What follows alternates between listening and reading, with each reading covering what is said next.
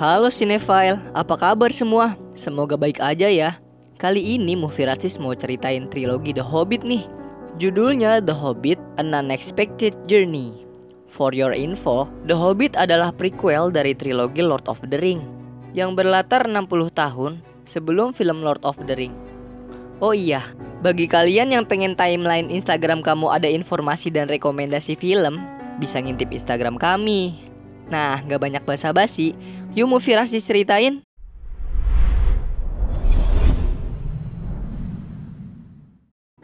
Kisah diawali oleh Bilbo Baggins, yaitu paman dari Frodo Baggins, pemeran utama pada trilogi Lord of the Ring yang sedang menuliskan kisah petualangannya. Diceritakan pada masa lalu di sebuah kota bernama Dale yang sangat sejahtera. Rakyatnya begitu makmur dan damai. Kota Dale berdiri di depan kerajaan Erebor.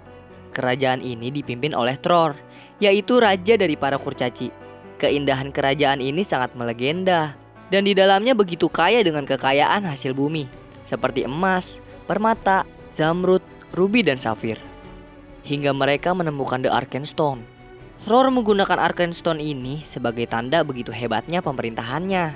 Semua orang menghormatinya, termasuk Raja Peri Thranduil. Tapi sayang, kedamaian itu gak berlangsung lama. Tror yang mulai gila akan harta membuat bencana datang ke kerajaannya.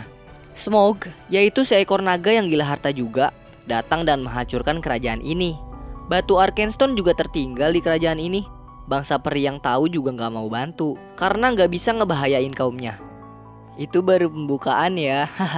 Diinget-inget, penjelasan barusan itu nunjang semua film The Hobbit ke depannya. Kisah petualangan Bilbo pun dimulai.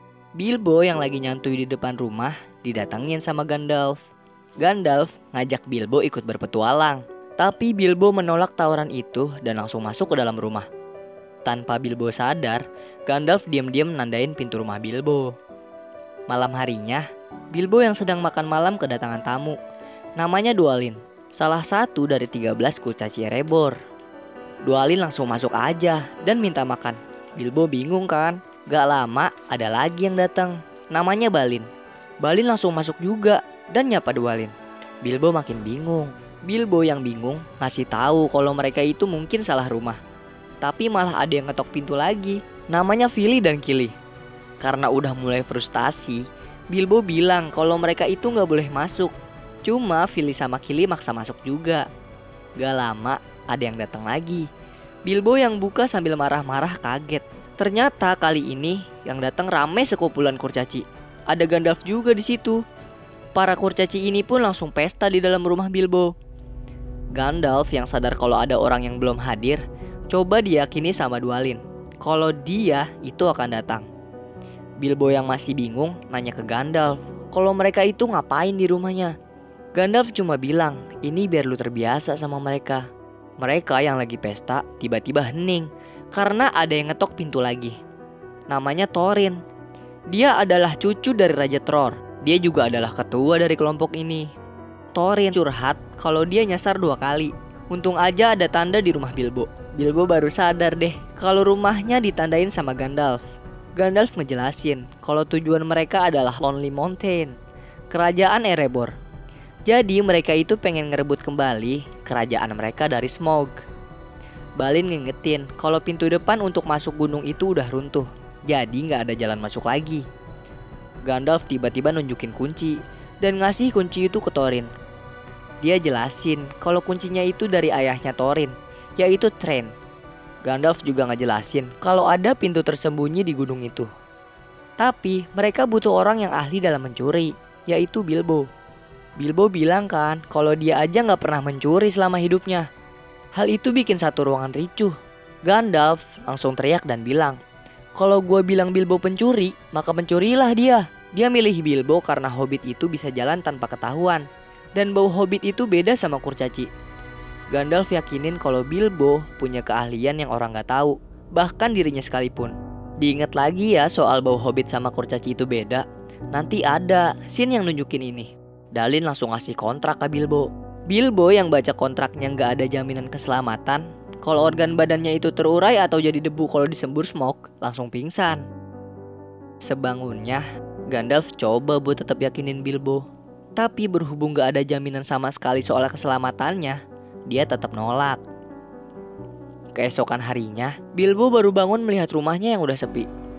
Awalnya dia senang, namun ketika dia melihat surat kontrak, Bilbo ternyata berubah pikiran, lalu menyusul Gandalf dan lainnya. Ketika sudah bertemu, mereka langsung melanjutkan perjalanan. Malam harinya, Bilbo yang sedang memberi makanan ke kudanya mendengar sebuah jeritan. Fili dan Kili membuat bercandaan kalau itu adalah orc.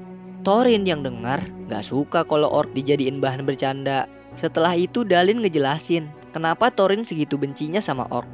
Jadi, dulu setelah Raja Tror kehilangan kerajaannya, mereka berniat ngerebut kerajaan kurcaci kuno. Tapi setelah sampai, ternyata para orc udah nguasain kerajaan tersebut.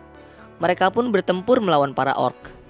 Azog, pemimpin orc, memenggal kepala Tror, sang raja. Thrain, ayah Thorin, menjadi gila karena hal itu dan hilang begitu saja. Awalnya bangsa Durin putus asa karena tidak memiliki pemimpin. Tapi hadirlah Thorin yang melawan Azog, menggunakan pohon oak sebagai perisainya, lalu memotong tangan Azog dan memukul mundur para orc. Karena itulah Thorin memiliki nama panjang Oakenshield. Dan sejak saat itulah Thorin diakui menjadi raja dari bangsa Durin. Ternyata selama mereka berkemah di tempat tersebut, ada orc yang sedang memantau mereka. Keesokan harinya, Gandalf ngejelasin ke Bilbo kalau penyihir itu ada 5. Pemimpin para penyihir adalah Saruman, penyihir putih.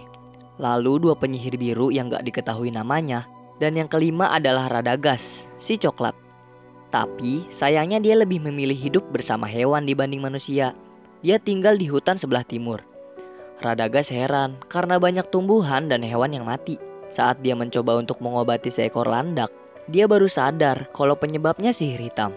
Ada beberapa laba-laba besar juga yang datang di sekitar rumahnya. Lalu dia mencoba mengobati landak itu menggunakan sihir. Setelah sihir hitam itu bisa dicabut dari landak tersebut, laba-laba itu juga pergi. Karena penasaran, Radagast mengikuti makhluk itu. Di sisi lain, Thorin memutuskan untuk beristirahat di sebuah rumah bekas petani. Tapi Gandalf memiliki kecurigaan di tempat itu dan menawarkan Thorin untuk melanjutkan perjalanan ke lembah tersembunyi, tempat para elf tinggal. Namun karena kebencian Thorin terhadap para elf pada masa lampau, dia menolaknya. Gandalf masih bersikeras kalau mereka itu butuh bantuan para elf, karena yang bisa baca peta itu cuma Lord Elnord. Thorin masih bersikeras. Hal itu bikin Gandalf ninggalin kelompok Thorin pada saat itu. Pada malam harinya, Bilbo nganterin makan ke Fili dan Kili. Di situ Fili dan Kili heran karena ada 2 kuda yang hilang. Setelah dicek, ternyata troll yang ambil kuda mereka. Fili dan Kili nyuruh Bilbo buat nyuri balik kudanya. Bilbo yang coba buat buka tali kandang kudanya gak bisa-bisa. Abis itu dia lihat pisau di badan troll. Pas coba ngambil pisau itu, malah keambil sama troll buat ingus. Trollnya juga ngira kalau dia buang ingus keluar si Bilbo. Oh iya, troll itu makhluk yang bego ya. Gak lama, Thorin dan yang lainnya datang. Mereka bertarung tuh sama troll. Bilbo juga ngelepasin para kuda, tapi tiba-tiba Bilbo ketangkap lagi. Lalu ngancem Thorin dan lainnya buat bunuh si Bilbo. Thorin dan kawan-kawan akhirnya naruh pedang mereka. Mereka semua yang ditangkap mau dijadiin makanan. Salah satu troll ngasih tahu kalau harus cepat masaknya sebelum fajar. Kalau enggak, mereka bakal berubah jadi batu. Ngedengar hal itu, Bilbo punya ide buat ajak ngobrol si troll untuk ngulur waktu sampai matahari terbit. Bilbo beralibi kalau mereka semua terinfeksi cacing Alaska. Sampai akhirnya Gandalf datang dan menghancurkan batu yang membuat sinar matahari menyinari troll. Gandalf yang heran kenapa troll bisa sampai sini, akhirnya nyari tempat persembunyian mereka. Sesampainya di gua, mereka lihat banyak emas. Thorin juga nemuin pedang yang bukan bikinan troll. Gandalf bilang kalau pedang itu ditempa digondolin oleh peri tertinggi di zaman pertama. Saat Gandalf ingin pergi keluar, dia nemuin pedang lagi dan ngasih pedang itu ke Bilbo. Gandalf juga ngejelasin kalau pedang ini nyala ketika di dekat goblin dan orc. Tiba-tiba ada yang datang. Mereka pun bersiap. Ternyata itu adalah Radagast. Radagast emang nyari Gandalf, pengen ngasih tahu sesuatu. Tapi pas mau jelasin, Radagast ngasih tahu kalau ada kekuatan sihir hitam yang datang dari Gol Dulgur. Saat Radagast datang ke benteng tersebut, ada kekuatan yang bisa bangkitin orang mati, yaitu Necromancer. Lalu Radagast memberi bukti sebuah pedang yang dia bawa. dari salah satu arwah yang bangkit dari Dol Guldur ke Gandalf. Gak lama, ada warg nyerang, yang berarti ada orc di dekat mereka. Berhubung kuda yang mereka punya udah pada kabur, Radragas mutusin buat jadi umpan, biar Gandalf dan lainnya bisa kabur. Radragas yang sedang mengalihkan perhatian para warg dimanfaatin oleh Gandalf untuk melarikan diri. Tapi sayang, ada salah satu orc yang sadar. Mereka pun terpaksa nyerang orc itu dan bikin orc yang lain putar arah. Mereka pun lari. Saat udah terkepung, Gandalf nemuin jalan di gua. Gandalf nyuruh mereka masuk ke gua tersebut. Gak lama, ternyata para peri datang dan nyerang para orc. Thorin dan kelompoknya nyusurin gua itu. Ternyata jalan yang mereka laluin bawa mereka ke lembah Imladris. Thorin yang kesal karena dibawa ke tempat para elf mau gak mau nurut juga ke Gandalf. Saat sedang makan, Lord Elnord jelasin nama pedang yang dipunya sama Thorin. Pedang itu adalah pedang Orkis, sang penikam goblin, yang dibuat di tempat peri tertinggi dari barat. Lalu pedang Glamdring milik Gandalf, yaitu pedang yang dulunya milik Raja Gondolin, dibuat saat perang goblin di zaman pertama. Malam harinya, Gandalf nyuruh Thorin buat ngasih petanya ke Lord Elnord, karena hanya dia yang bisa baca bahasa kurcaci kuno. Intinya, petanya ngejelasin kalau pintu tersembunyi itu cuma bisa ditemuin dan dibuka di malam hari Durin, hari pertama tahun baru kurcaci. Di saat bulan terakhir di musim gugur dan mentari pertama di musim dingin berada di langit secara bersamaan. Dan hari itu akan segera tiba, yang berarti mereka harus cepat-cepat ke situ. Di sisi lain, Azog yang marah karena bawahannya gak bisa nangkap Thorin langsung dibunuh. Lalu mayatnya dikasih ke warg. Abis itu, Azog instruksiin ke semua orc buat bunuh si Thorin. Balik lagi ke rumah para peri. Gandalf diantar oleh Lord Elnord buat ketemu sama Lady Galadriel. Lady Galadriel adalah elf paling berkuasa dan paling indah yang tersisa di Middle Earth. Di situ juga ada Saruman, pemimpin penyihir yang disebut di awal tadi. Gandalf peringatin dan ngejelasin soal necromancer. Tapi Saruman dan Lord Elnord gak percaya soal itu. Apalagi berita itu dari Radragas. Lady Galadriel ngajak ngobrol Gandalf pakai telepati. Dia nanya Gandalf bawa barang apa dan nyuruh Gandalf buat tunjukin barang itu. Setelah dikeluarkan, Lady Galadriel ngasih tahu kalau itu adalah pedang dari Raja Penyihir dan udah dikubur sama mayatnya di pegunungan yang dalam. Tapi Saruman masih gak percaya tuh. Dia mikir mungkin para orc yang buka makam itu dan mikir kalau itu bukan hal yang penting. Sambil Saruman yang masih nyerocos, Lady Galadriel ngobrol lagi pakai telepati sama Gandalf. Dia bilang kalau para kurcaci udah pergi. Gandalf pun mengiyakan karena udah tahu. Gak lama, ada pelayan elf yang datang dan bilang kalau para kurcaci udah pergi. Setelah itu, Lady Galadriel ngobrol berdua sama Gandalf. Gandalf ngasih tahu kalau dia akan nyusul kurcaci. Lady Galadriel juga ngedukung tindakan Gandalf yang mau bantu Thorin, tapi dia memperingatkan kembali soal necromancernya juga. Saat Gandalf mau pergi, Lady Galadriel nanya, "Kenapa milih Bilbo?" Gandalf jawab, "Gak tahu.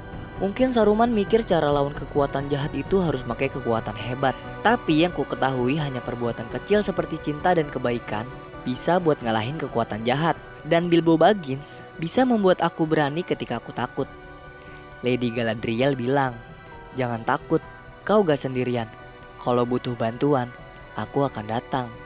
Lalu menghilang. Scene berganti. Thorin dan lainnya sudah mendaki gunung lewati lembah. Sungai mengalir indah ke samudra. Saat di pegunungan, tiba-tiba ada bongkahan batu yang terlempar. Ternyata ada Giant Stone sedang bertempur. Tempat pijakan mereka juga bagian dari Giant Stone. Mereka pun coba lolosin diri. Setelah lolos, Thorin bilang sinis ke Bilbo kalau mestinya dia nggak ada di sini karena nggak ada tempat buat dia.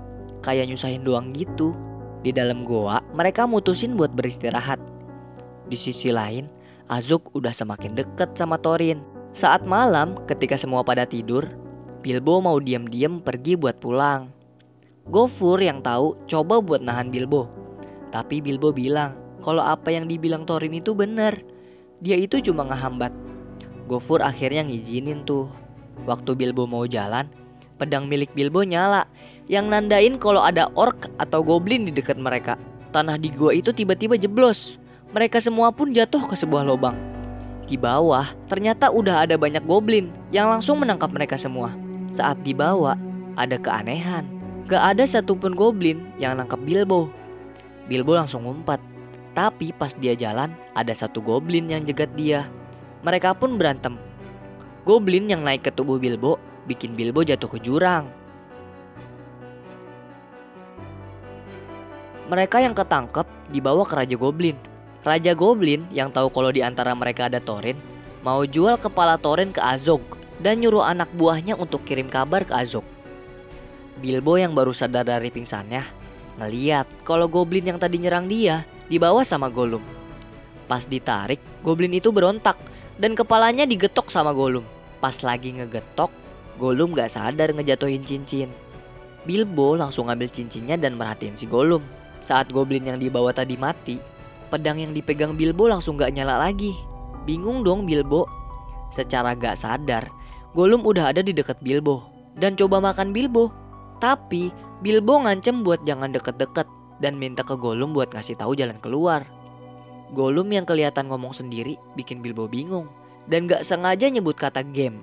Gollum tertarik kan sama game teka-teki. Alhasil mereka bikin permainan. Kalau misal Bilbo menang, Gollum akan ngasih tahu jalan keluar. Tapi kalau Bilbo kalah, dia akan dimakan. Singkat cerita, mereka berdua bisa sama-sama ngejawab. Di pertanyaan terakhir, Bilbo ngasih pertanyaan, apa yang ada di kantong dia? Bilbo menang. Hal itu bikin Gollum frustasi kan. Gollum juga baru sadar kalau cincinnya hilang. Gollum curiga deh ke Bilbo. Bilbo pun langsung lari. Oh iya, mau ngasih tahu nih, kenapa pedang Bilbo nggak nyala di dekat Gollum? Mungkin kalian mikir kalau Gollum itu adalah goblin. Sebenarnya Gollum itu dulunya hobbit. Dia udah hidup sekitar 478 tahunan. Hal itu bikin perubahan fisik dari diri dia. Karena kegilaannya sama cincin juga yang bikin dia jadi punya dua kepribadian. Lanjut. Di sisi lain, ada salah satu goblin yang ngasih pedang Thorin. Pas dibuka, ternyata pedang itu bikin semua goblin takut, termasuk Raja Goblin. Raja Goblin langsung nyuruh pasukan goblin itu buat bunuh Thorin dan lainnya. Tiba-tiba ada cahaya yang lempar semua goblin. Itu adalah Gandalf.